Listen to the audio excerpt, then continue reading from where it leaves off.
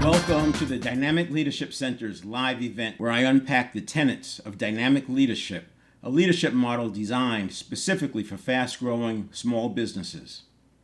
Today, I'm kicking off a 4-part series on development plans, a core pillar of this approach. Development plans are not just an HR formality or a checklist for performance reviews.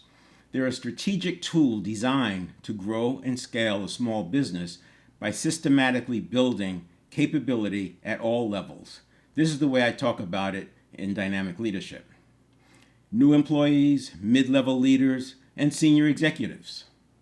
If you look at elite sports teams or military units, you'll see something interesting. Even the most experienced professionals continue to train. Seasoned players still practice daily. Special ops teams in the military, they don't stop drilling.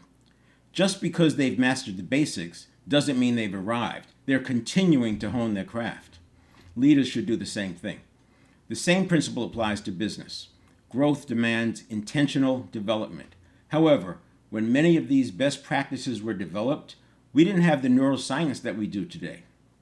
A key breakthrough that reshapes how we think about skill building and leadership is neuroplasticity. This is the science behind growth.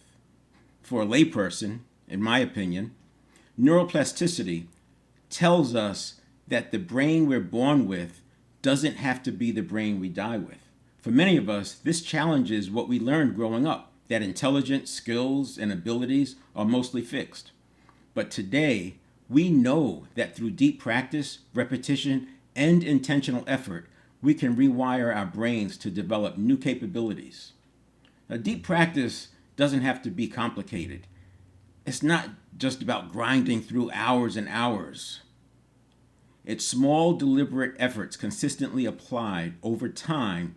They create major shifts. As leaders, understanding how to design and execute deep practice drills can make all the difference in how effectively we develop our people.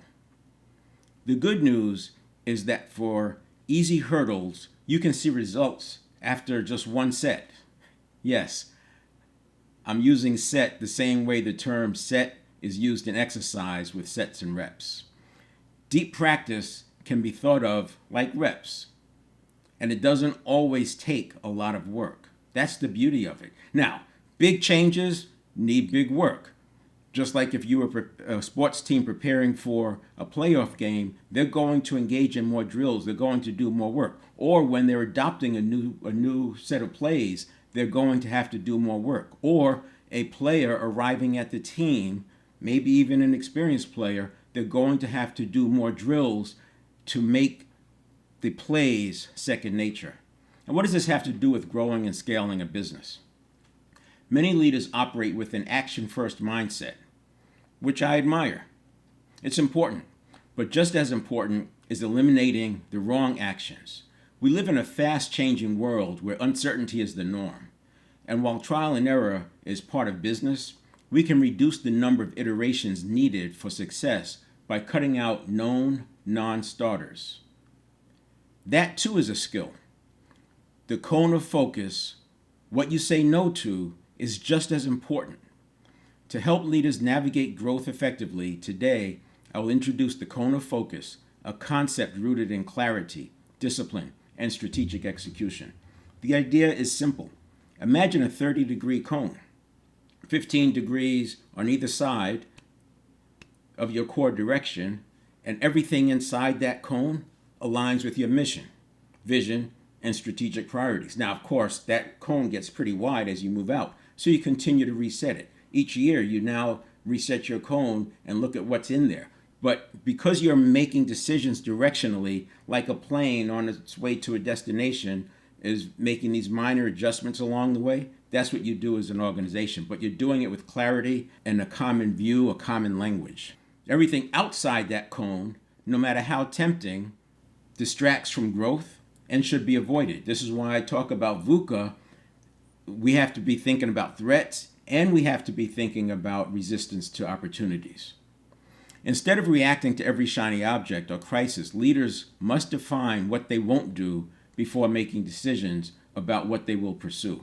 This aligns with the principles from Great by Choice, good to great, and multipliers, ensuring that growth is strategic, methodical, and leverages the full potential of the team. So there's no one-size-fits-all. The research-backed foundations of development plans in this series will integrate research-backed principles from 4 books, Good to Great and Great by Choice, both by Jim Collins, teaching us the hedgehog concept, 20-mile march, and level 5 leadership, all of which reinforce long-term focus over short-term reactionary decisions. Multipliers, that's that book by 𝗬𝗏𝗏, showing that the best leaders amplify the intelligence and capability of those around them rather than diminish it. The 7 Habits of Highly Effective People, Stephen Covey, providing a principle-driven framework for leadership and effectiveness. Now, each of these books aligns with what we know about neuroplasticity and leadership development, even though they were written before neuroplasticity was an everyday topic.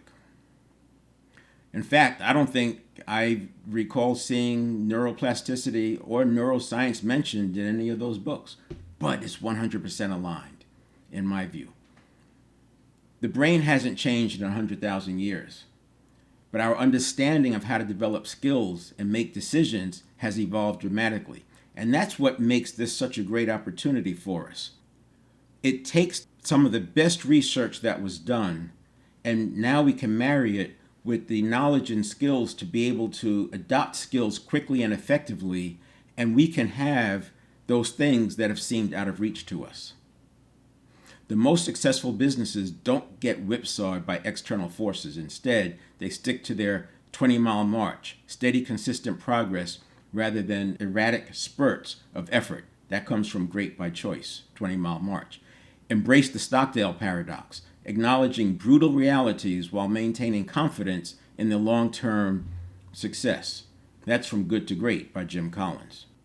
Multiply their people's intelligence, creativity, and leadership potential instead of limiting it. That's from Multipliers, 𝗬𝗏𝗏. Where do we go from here? Development plans are not one size fits all. Every company is different. They have different goals, different targets, and that's what's interesting. I talk a lot about the team metaphor versus a family metaphor, political metaphor, populist metaphor, command and control metaphor. We talk about a team metaphor, and it's the one that works for building high-performing teams. And it gets rid of all of that noise that comes out of the political metaphors and family metaphors and those things that have a place, but they create so much distraction and so much resistance that it's not worth pursuing if you are intent on scaling and building a high-performance company. So the development plans, they are very prescriptive, and although we're using a team metaphor, it's not like there's a set of teams that are out to stop our every play that we face every week or every few days. There are no true opponents in the sense of a sporting event or a sporting team. There are opponents, obviously, and there are opponents who are trying to slow us down and they're trying to steal our secrets and make headway. But what I'm talking about is on a play-by-play basis, they don't even know your plays, let alone trying to stop them. So the development plans, as I said, are not one size fits all. If we were looking at teams, we know that there's some foot drills that mostly all the teams are going to do. There are some hand-eye coordination drills that most of the teams do. They may not all start doing them, but they see who's winning, and they look at who's winning and what they're using, and then they replicate that.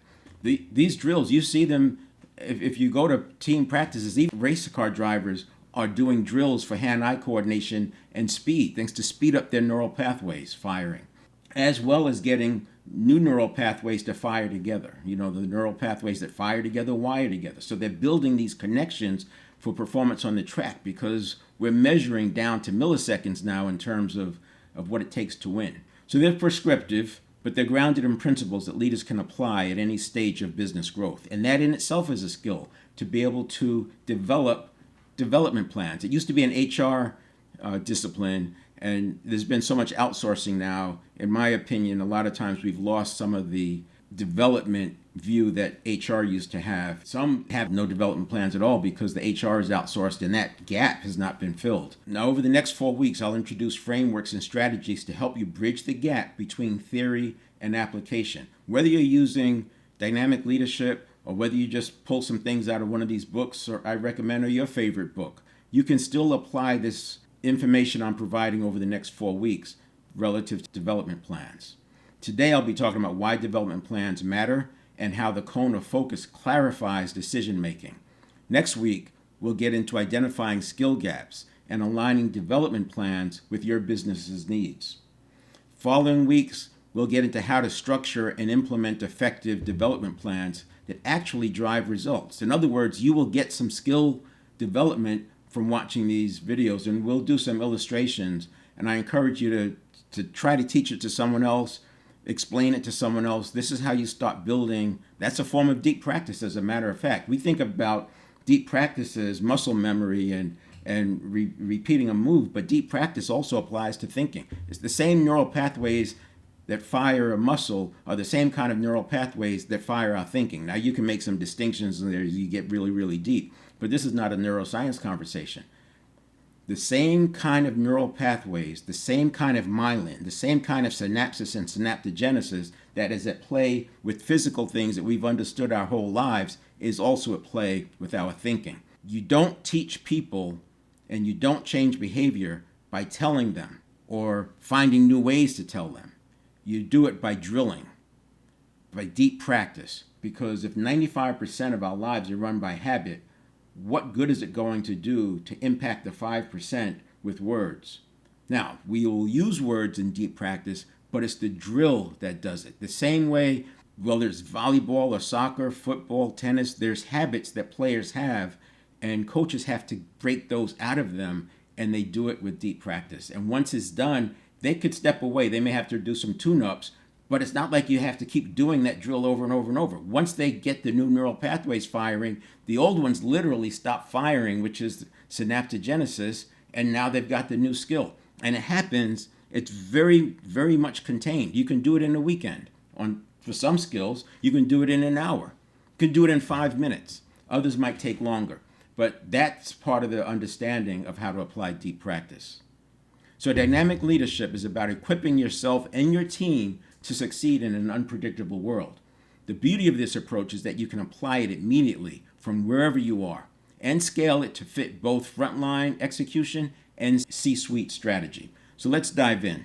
What I'm going to do first is talk about development plans in general so that we get a sense of what we're talking about and you have a picture. I'm going to talk about development plans in 3 levels. I talk about dynamic leadership being ideal for small businesses that are intent on growing and scaling, and I define small business in these terms as 400 employees or less. And it's very flexible, but it has to do with the amount of revenue per employee. This is part of it. Revenue per employee increases exponentially somewhere after around 400 employees. Could happen before, could happen after, but you go from struggling to 2 and 3x revenue per employee. Now we have a bell curve. You clearly have the wings of that bell curve, but we're talking about over time. The other reason is that when you get much above 400, it can happen at 200. It can happen at 50 if you get investors or private equity involved. But once you have a board that's in place, that board has more say over what that leader can do. When you look at good to great and they talk about the level 5 leadership, those leaders who met that level 5, the buck stopped with them. They had the say. Now, they may have answered to a board, but they had the freedom of action to run their deal. And so dynamic leadership can work for any kind of company, but the leader has to have the ability to run their deal. It's not by committee. You're running it with this one single vision, and this one person has that focus. And again, that's a skill. We were brought up to think that that's a special kind of person. Well, it was conditioned, maybe conditioned from 0 to 7, maybe reinforced from 8 to 19, locked in from 20 to 27 with the prefrontal cortex and the executive functions. But we can reset our conditioning. we can learn it if you have a big enough reason, and that's a big part of it. We have to have a big enough reason, and in the context of a company, it's the vision. So we're going to get to that. I want to just talk about a very simple example. So let's say that you want to try a new service. You see there's an opportunity in the marketplace. There's a gap that needs to be filled. You've uncovered some opportunities. Your customers told you something. And you decide that you want to take advantage of that gap, or at least you want to test it. You know who your core customer is. So all that stuff is done. We're not talking about a new business here. We're talking about an up and running company that you want to try we call it guerrilla works or skunk works, right? And so the first thing you have to do is envision it. So after envisioning it, then we're going to design. Now, after you design it, we have to build it, at least the prototype. And I'm talking about the prototype here, because this happens again at a bigger level once you've figured it out. In the book, Great by Choice, two things come out of it. Well, a lot comes out of it. One is the 20-mile march, which I'll talk about in a few moments. But the other one is simple, methodical, and consistent. So we want tight work. We want crisp and tight work. We don't want to be all over the place. And that in itself is a skill, but by having principles that we follow as an organization, it's going to help us tighten that. So we go from the prototype to the bigger project, and that bigger project might only deal with a few states, and then you roll it out to the country. That was certainly the case with insurance, because every state has different regulations. You have to be aware if you're in multi-states and especially multi-countries of being aware, but beyond the scope here, but you get the point. So we prototype and then we expand. He talks about in the book, Great by Choice, fire bullets, then cannons. And the idea here is that testing your range, your angle, your direction to hit the target. But rather than use cannonballs, which take more gunpowder, more costly, we're using bullets first and then cannons. Prototype would be like the bullets. And then you have cannons becoming the expansion. But even at the prototype, we're still going to follow something like a design, build, implement. We can have review, and I can start expanding this. So for example, in the building, we have to have some testing. And after implement, we have to assess and make corrections. And between design and build, we have to have iteration back to the leader. So I get all that. But if you look at this as a skill that every company needs, let's start there. So I talk a lot about VUCA: volatility, uncertainty, complexity, and ambiguity. And VUCA comes in all forms. The bottom line is this can be distracting to us, but if you take a company that is going along like in good to great and they break out, and this is the good to great companies, they broke out. Not only did they break out, they outperformed the other companies that kept going on. They outperformed them for 15 years. Now, when this happens, it's not like all of a sudden you just go straight up. We've seen that happen, and some of those companies go straight up, and then they go straight down. Not straight down, but you get the point. They crash. And they might, flash in the pan, and then they drop down. We also see some companies or some examples where they break out, and then there's these huge wild swings. We know that we have to go up and down, but there's these huge wild swings that just take the people all over the place. And then we have what I like to think of as we break out, but then we're going to have an adjustment period. We're going to run it out. That's the operational period. And then we'll probably have some innovation, make a pivot, and then we have some operation time. And this gets tighter and tighter. This breakout gets tighter and tighter because what we're doing is the innovation, operations. Innovation, operations. So this prototype is part of the innovating. We don't just wake up and know exactly what to do. We have an idea, and so now we're going to play it out. So what gets involved here? What do we have to do? Well, in the design, and this is the innovation part, we're going to have to do some research. We're going to have to do some skunk works, maybe using AI, maybe using some modeling, depending on what work you do. You're going to have to think about feasibility. Then we're going to have to start building it. Now, building it, you need to have some kind of website or some kind of vehicle. It could be a landing page on your website. It could be a separate website with the URL that you can test. We need to have some kind of a way to track. And this is in addition to whatever it is you're building. You're building a widget. You know how to do widgets. That's what you do. But in order to test whether or not this widget is going to work and whether or not it's worth investing in and how much of an investment is it worth considering, that widget, while it's going through this cycle, you're still having to do these other pieces, these wraparounds. And this exists no matter what you're doing, whether it's software development, whether it's vehicles, whether it's machinery. There's something that goes along in this area. And then we have the implementation, the testing and the implementation.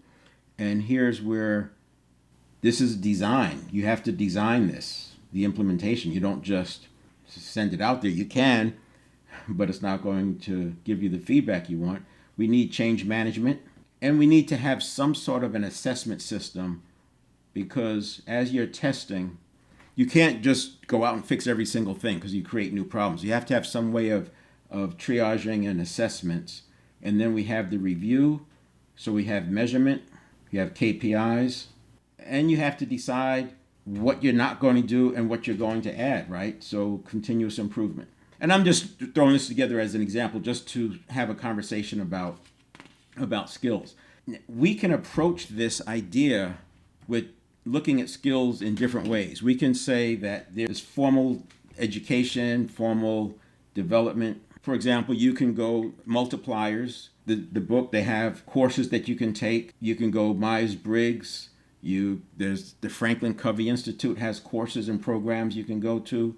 Most of your universities have some kind of programs. So that's going to give you that broad awareness kind of development. That's important. Then we're going to have some application development in your company, some specific development within your company or industry, skills. And this is where we want to focus. You can outsource these, but only you know your company. And these internal skills, how do you know that when you say, I want you to go brainstorm something, that they know exactly what you mean and they're going to do it the way that you want? So now let's look at this from another perspective. We were talking about your purpose and your vision. And this is your direction. There's a cone of about 15 degrees on either side that we want to focus on. But for small businesses, we typically don't get involved in wanting to come up with the vision and the mission statement. That stuff doesn't lead to sales, and so we tend to put it off. And not only that, because of VUCA, it's very easy to want to wait until we have more clarity. Well, you know what? VUCA's not going down. There's going to be more and more and more. Just look at what's going on globally right now. We don't know what next year will bring. We do know that the next big thing will be bigger than the last big thing. You know, there's going to be hiccups along the way, but the next big thing will be really, really big. We have to be ready for that in a way that we're not prepared for that thing. This is not about prepping or being prepared. It's about being resourceful enough so that no matter what comes your way, you can handle it. So what you're going to be able to do is now pivot and innovate within this cone. And this helps us avoid the shiny things, and it helps us to stay steady in the face of threats. But how do you get there? If you were a large company who had a board, your board would force the conversation about a vision. They would force the conversation about mission. They would make sure you have those statements and you're communicating them. All of those things take away. And remember, we don't have, as small businesses, we don't have the revenue per employee to just throw people into a room and have them figure this stuff out.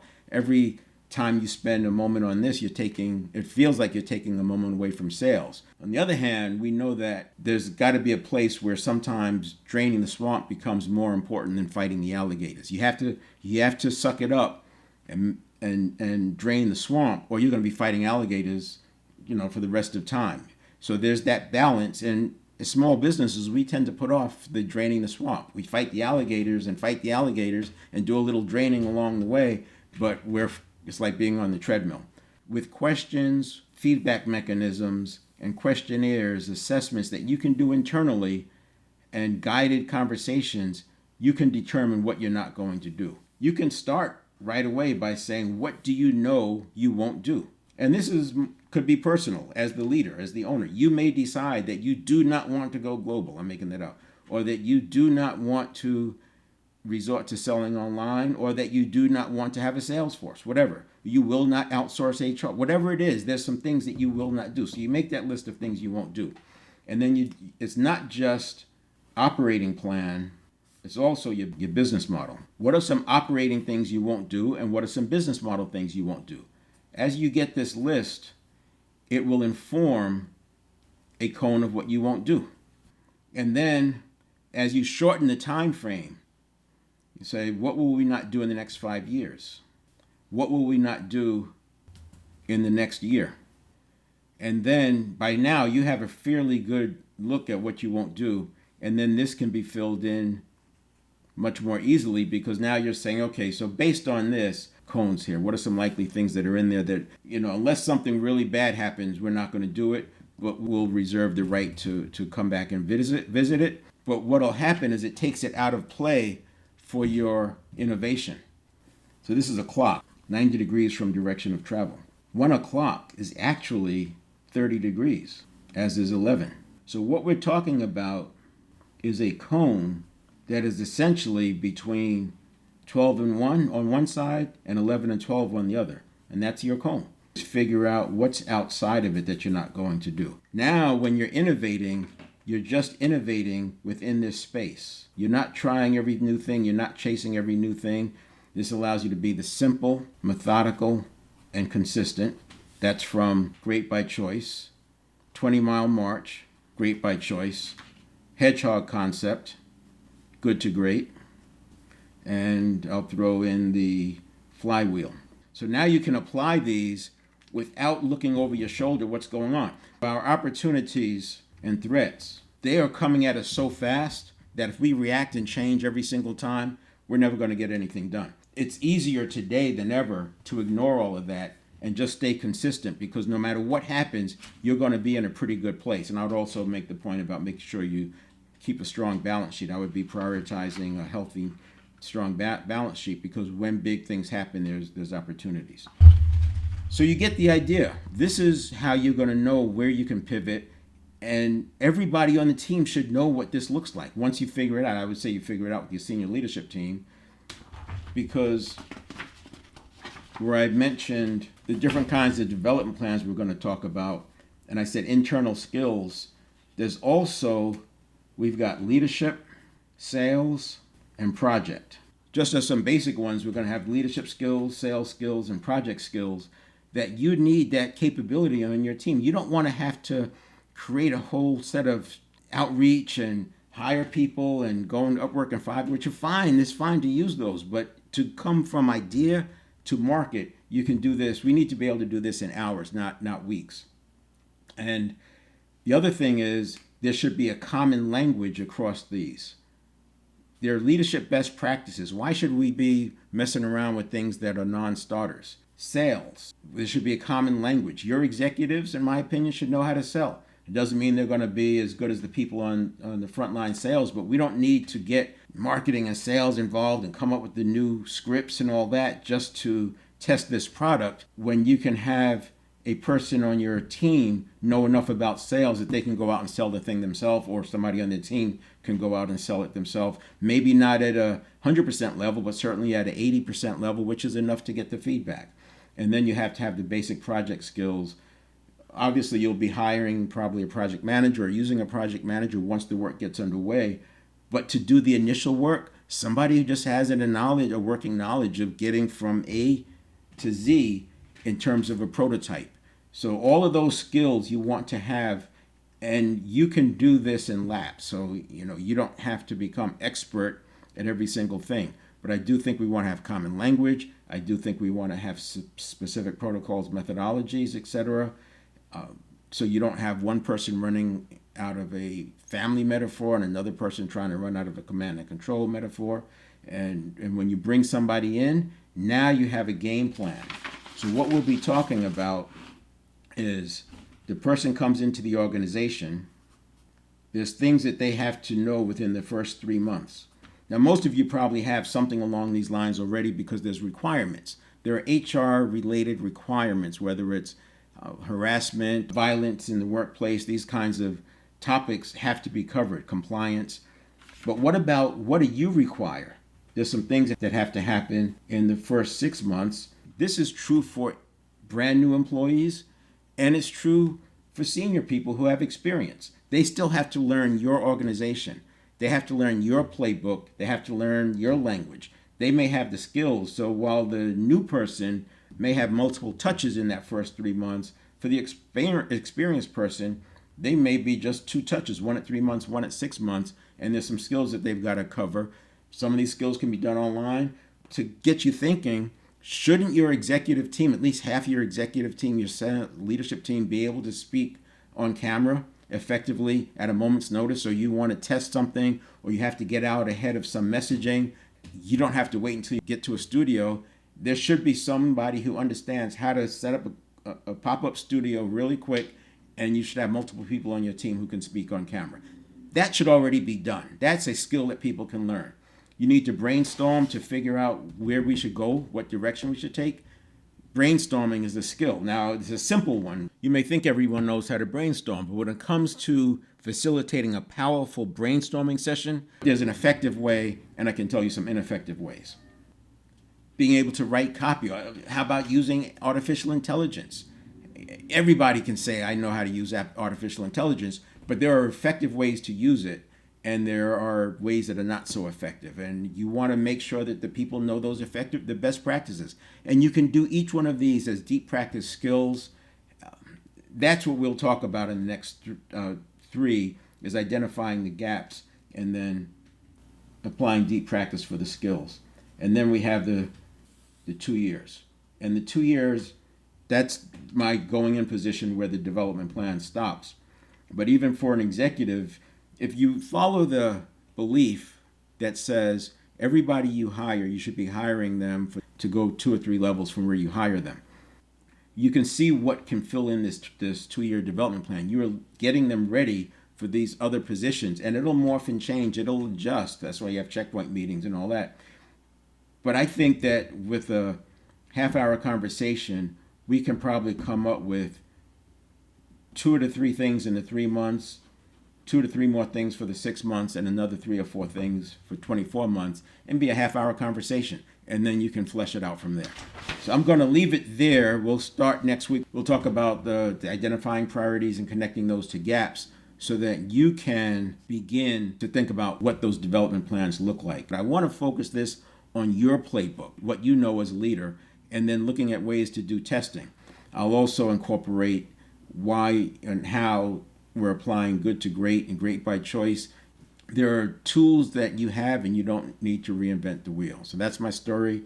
Sticking to it, and we'll see you over the next 3 weeks with these same topics.